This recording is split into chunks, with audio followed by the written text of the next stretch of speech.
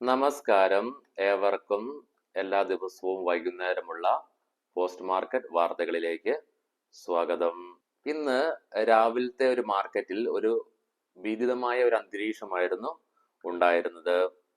എല്ലാവരും തന്നെ വളരെയേറെ ഭയത്തോടു കൂടിയിട്ടാണ് ഇന്നത്തെ മാർക്കറ്റിലേക്ക് എൻ്റർ ആയത്. എന്നിരുന്നാൽ പോലും ഒരു പരിധി വരെ നമ്മൾ അഭിമുഖീകരിച്ച പ്രശ്നം വെച്ച് നോക്കുമ്പോൾ ഒരു പരിധി വരെ നമ്മളുടെ മാർക്കറ്റ് പിടിച്ചു നിന്നു എന്ന് തന്നെ പറയാനായിട്ട് സാധിക്കും.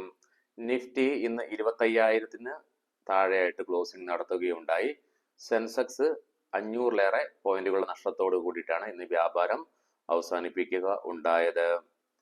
Trend, Bharat electronics, Hindalco industries, Adani enterprises, Adani ports തുടങ്ങിയ സ്റ്റോക്കുകൾ നിഫ്റ്റിയിൽ ഇന്ന് നേട്ടം ഉണ്ടാക്കിയപ്പോൾ Infosys, L&T, Hero MotoCorp, M&M, HCL technologies തുടങ്ങിയ സ്റ്റോക്കുകൾ ഇന്ന് നഷ്ടത്തോടുകൂടി ട്രേഡിംഗ് അവസാനിപ്പിക്കുക ഉണ്ടായി. ഇനി നമുക്ക് സെക്ടർ വൈസ് നോക്കുമ്പോൾ IT, FMCG, ഓട്ടോ, ബാങ്ക് തുടങ്ങിയ സെക്ടേഴ്സ് ഒക്കെ 0.5% മുതൽ 1.5% ഇടിവ് രേഖപ്പെടുത്തുകയുണ്ടായി.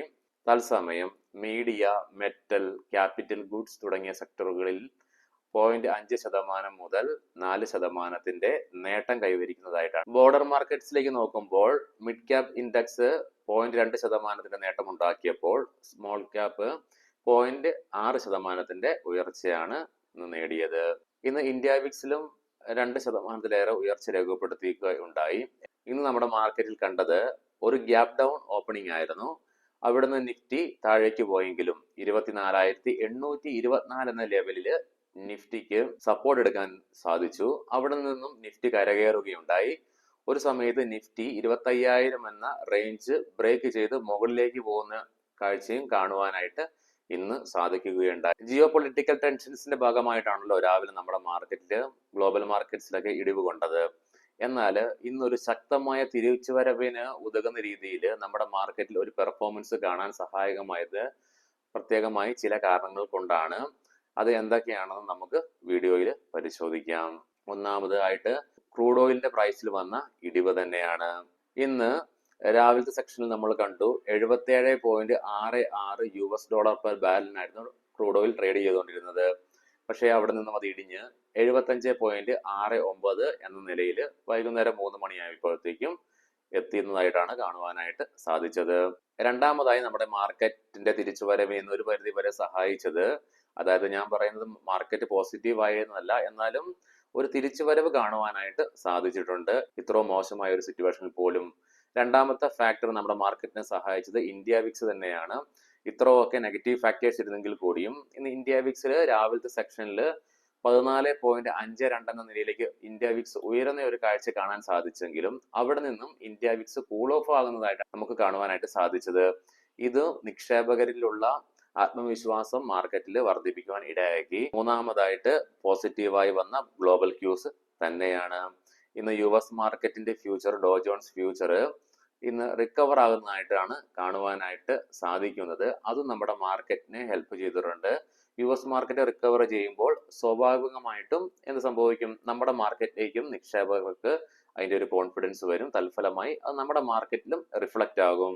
നാലാമതായിട്ട് നിലവിൽ നിലനിൽക്കുന്ന ഇറാൻ ഇസ്രായേലും പ്രശ്നവും അതിനോട് അമേരിക്ക കൂടി ചേർന്നതും ഈ പ്രശ്നങ്ങളൊന്നും ഒരു പരിധി വരെ നമ്മുടെ മാർക്കറ്റിനെ ഡയറക്റ്റ് ആയിട്ട് വലിയ ഒരു ചലനങ്ങൾ നമ്മുടെ മാർക്കറ്റിനെ സൃഷ്ടിക്കാൻ സാധ്യത ഇല്ല എന്ന അനലിസ്റ്റുകളുടെ അഭിപ്രായവും, അമേരിക്ക ഇസ്രായേലിന്റെ ന്യൂക്ലിയർ സൈറ്റിനെയൊക്കെ അറ്റാക്ക് ചെയ്ത പ്രശ്നങ്ങൾ ഇനി മുന്നോട്ട് ഫർദർ ആയിട്ട് എസ്കലേറ്റ് ചെയ്യുക ഇല്ല എന്നൊരു വിശ്വാസവും വിപണിക്കുണ്ട്. അതായത് ഈ പ്രശ്നങ്ങൾ ഇനി അതിരൂക്ഷമാവുകയില്ലെന്നാണ് ഇപ്പോൾ വിപണി പ്രതീക്ഷിക്കുന്നത്. അഞ്ചാമത്തെ കാരണം വളരെ പ്രധാനപ്പെട്ടതാണ്. അതാണ് ഒന്നാമത്തെ കാരണത്തിലേക്ക് നയിച്ചതും. അതായത് രാവിലത്തെ പ്രീ മാർക്കറ്റിൽ നമ്മൾ മെൻഷൻ ചെയ്യുകയുണ്ടായി, ഹോർമോസ് കപ്പൽപാത അല്ലെങ്കിൽ കപ്പൽച്ചാല് ഇന്നും ഓപ്പൺ ആയിട്ട് തന്നെയാണ് തുടർന്നത്. ഇന്നലെ ഇറാൻ പാർലമെന്റ് അത് അടയ്ക്കാൻ വേണ്ടിയിട്ടുള്ള തീരുമാനം ഏകപക്ഷീയമായിട്ട് പാസ്സാക്കുന്നത് കണ്ടായിരുന്നു. ഇന്ന് അവിടുത്തെ സുപ്രീം കൗൺസിലിന്റെ അനുമതിയും കൂടെ കിട്ടണം. നമ്മൾ പ്രീ മാർക്കറ്റിൽ മെൻഷൻ ചെയ്യുകയുണ്ടായി, ഇത് അടച്ചിടാനുള്ള സാധ്യതകൾ വളരെ വിരളമാണ്. എന്നിരുന്നാൽ പോലും ഇങ്ങനെ ഒരു സിറ്റുവേഷനിൽ നമുക്ക് ഓവർ കോൺഫിഡന്റ് ആകാനും പറ്റുകയില്ല. നിലവിൽ ഇതുവരെ ഇറാന് ഈ കപ്പൽ പാത അടച്ചിട്ടിട്ടില്ല. അതിന്റെ ഫലമായിട്ടാണ് ഇന്ന് ക്രൂഡ് ഓയിലിന്റെ പ്രൈസിലും ഇടിവ് കാണുവാനായിട്ട് സാധിച്ചത്. അപ്പോൾ ബേസിക്കലി ഈ രണ്ട് കാരണങ്ങളാണ് പ്രധാനമായിട്ടും ഇന്നത്തെ നമ്മുടെ മാർക്കറ്റിനെ ഒരു പരിധി വരെ പിടിച്ചു കരകയറ്റുവാനായിട്ട് സഹായകമായത്. ഇനി നമ്മൾ മൈൻഡിൽ വെക്കേണ്ട ഒരു കാര്യം, ഇന്നും എന്തെങ്കിലും ഡെവലപ്മെന്റ്സ് വരുവോ ഇല്ലയോ എന്നൊക്കെയാണ്. ഇങ്ങനത്തെ കാര്യങ്ങളൊക്കെ നമുക്കൊന്നും മുൻകൂട്ടി പറയുവാനായിട്ട് സാധിക്കില്ല. ഇങ്ങനത്തെ സാഹചര്യങ്ങൾ വരുമ്പോൾ നമ്മൾ എക്സ്ട്രാ കോൺഷ്യസ് ആയിട്ട് ഇരിക്കണം. എപ്പോൾ വേണമെങ്കിലും കാര്യങ്ങൾ മാറി മറയാം. ഇനി നമുക്ക് ഇന്നത്തെ പ്രധാനപ്പെട്ട സ്റ്റോക്കിംഗ് ന്യൂസുകൾ എന്തൊക്കെയാണെന്ന് നോക്കാം. മുൻകൂട്ടി പറയട്ടെ, ഇതൊരു ബൈ ഓർ സെൽ റെക്കമെൻഡേഷൻ അല്ല. റിലയൻസ് ഇൻഫ്രാസ്ട്രക്ചർ കമ്പനിയുടെ സബ്സിഡറി യെസ് ബാങ്കിൽ അടയ്ക്കാനുണ്ടായിരുന്ന 273 കോടി രൂപയുടെ ലോൺ സെറ്റിലാക്കി എന്നുള്ള വാർത്തകൾ വരുന്നുണ്ട്. ഡയഗ്നോസ്റ്റിക് സ്റ്റോക്സ് ഇന്ന് Amazon India home testing service launch ചെയ്യുകയുണ്ടായി ഇന്ത്യയിലെ 6 പ്രധാന നഗരങ്ങളില്. തൽഫലമായി നമ്മുടെ മാർക്കറ്റിലെ പ്രധാന ഡയഗ്നോസ്റ്റിക് സ്റ്റോക്കുകളിൽ 3% ഫോൾ കാണുവാനായിട്ട് സാധിച്ചു.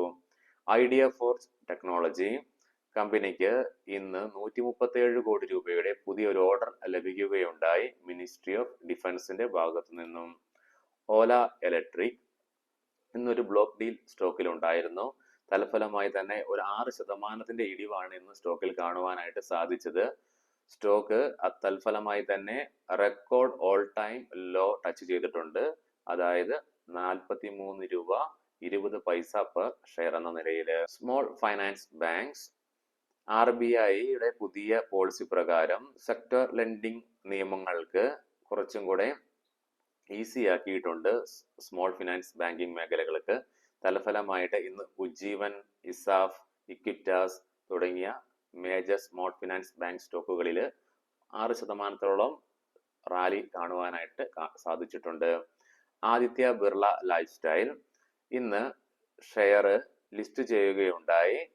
ഡീമർജറിന് ശേഷം Aditya Birla fashion and retail ലിമിറ്റഡുമായിട്ടാണ് ഡീമർജർ നടന്നത്. Godrej properties MCR city north ബാംഗ്ലൂരില് കമ്പനി 2000 കോടി രൂപയുടെ മൂല്യം വരുന്ന ഒരു പുതിയ പ്രോജക്റ്റ് അനൗൺസ് ചെയ്യുകയുണ്ടായി. എല്ലാ യൂണിറ്റ്സുകളും വിറ്റഴിഞ്ഞു എന്നുള്ള വാർത്തയാണ്. എല്ലാവർക്കും നന്ദി, നമസ്കാരം.